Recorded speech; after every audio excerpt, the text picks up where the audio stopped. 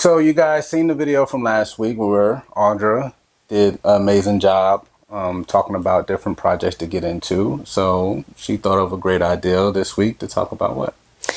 Well, we're going to talk about one of those morphs and deep dive into it a little bit. Right, here on the Diamond series. So let's jump in. Get into it.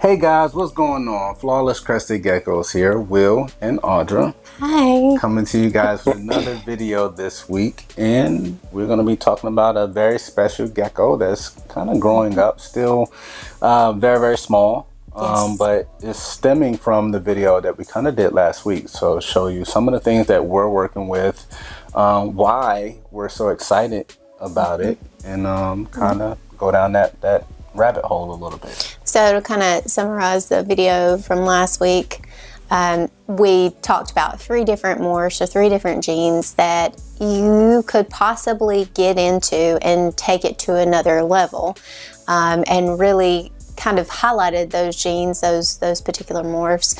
And there are 3 different morphs that we here at Flawless, we have them, but we are ourselves deep diving into them and going in different directions than maybe other people are going. So. Accurate, and also shows you guys that you can still be creative while there's so many there's so many people involved in breeding Yes. and keeping of crested geckos. We oftentimes hear, oh, the market's so oversaturated and stuff. And at the end of the day, animal breeding as a whole is more about your artistic liberties and your creativeness and what you will be able to create with what you have. Absolutely, and what you're going to bring to the table, bring to the industry, bring to the hobby. How are you going to put your twist on it? What niche is for you? It's so many different lanes to kind of go down, which we talk about a lot actually on Patreon. As always, we always say this, that you always breed for your preference first. Absolutely. And to be quite honest with you, across the board, different people like different things. Yep. There is probably going to be a lot of people that like the same things you like, and then there are going to be a lot of people that don't like the same things that you like. And that's what creates the variety and the diversity. And then we start getting into people who are mixing different things and creating new things. Right. And the bigger problems come when you get to the point of where we're at, where you're like everything. Yeah, we like everything. Then your projects just grow. It's like, ugh. But who are we going to talk about today, or what projects? So we'll roll right into it. So we are deep diving into the cappuccino gene, with where we have gone with one side of our cappuccino. So we're going to spotlight a cappuccino. We're actually going to spotlight a frappuccino. Frappuccino, yes. Nice. So this will be an offspring that will be put into the ranks here eventually, maybe in another 2 years. Right. And this particular gecko is an offspring of our Fable cappuccino male and Famous our lily white female. So let's look at it. Hey guys, Flawless Crested Geckos here, Will and Audra. And we're here to tell you guys about our new Patreon tier. Have you guys ever played the lottery, lose, and get all your money back? That's not really a thing, is it? Oh, but yes it is. With our new tier, the $100 a month, you get every single bit of your money back for the entire year. But guess what? It doesn't end at the end of the year. Right. No, you have rollover. So you can continue to build your savings account as much as you would like. Right. But guess what? That's not all. That's right. You What also is the biggest perk? Are automatically entered for our annual free Xanthic giveaway. Visual Xanthic. A free visual Xanthic. Oh my gosh. Who does that? We do. That's right. So you guys are going to want to go over to patreon.com/flawless crested geckos and check join the Flawless family. That's right. So here he is. check him out. I say he. I keep saying he, but we do not know exactly what this gecko is, whether it's going to be a male or a female. But as you notice, again, it's a frappuccino, so it's a lily white cappuccino. And if you notice on this particular gecko, the head structure is really nice. It's actually a full wide head. Also with this little guy, the crests on him are absolutely outrageous. And if our camera would really focus in on those, you could see where his little crests on his eyes, which also, if you did not know, crested geckos were also given the name or the moniker eyelash cresties because of those crests that outline the eye.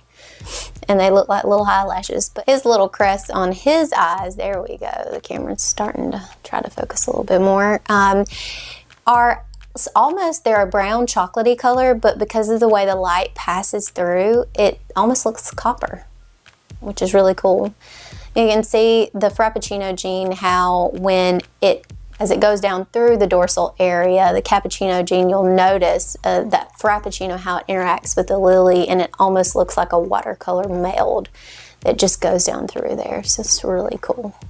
Really cool. And like Audra said, we don't know male or female because we haven't even checked. We haven't even port checked because it's not for sale. We're not trying to sell it. Doesn't really matter whether it's male or female for us, because there's quite a few projects it will fit into, male or female. Just a beautiful example of what you can do with a Cappuccino gene. Yeah. Little belly. You can see his little base color. So, as you can see, that is our direction with our Fable line of cappuccinos, frappuccinos. Right. Cappuccino in and of itself gets a bad rep just because of, we all kind of know now at this point that the super form of cappuccino has some fatal flaws to it, and those animals, the super caps, tend to fail to thrive. They have a lot of health issues, and it's really unethical to breed for super caps at this point.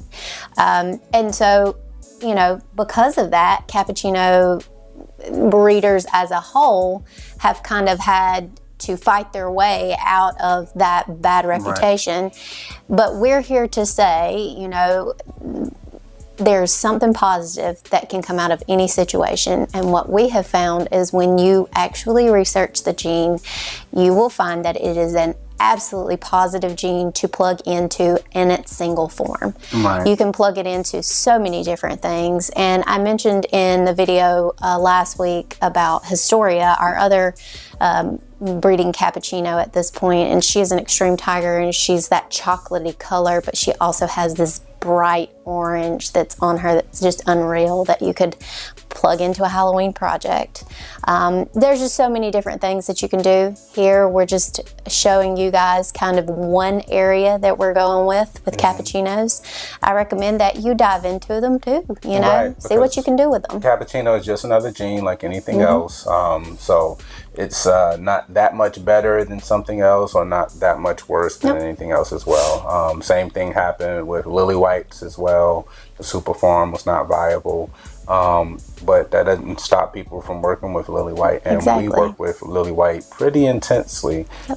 So again, take everything with a grain of salt, have vision, see what you want to do with it, what you want to see come from it, and work your projects. It's just another tool in the toolbox. Absolutely. That you can create so many different things in your collection. So hopefully you enjoyed this episode of the Diamond Series. Hit that subscribe button, that notification bell.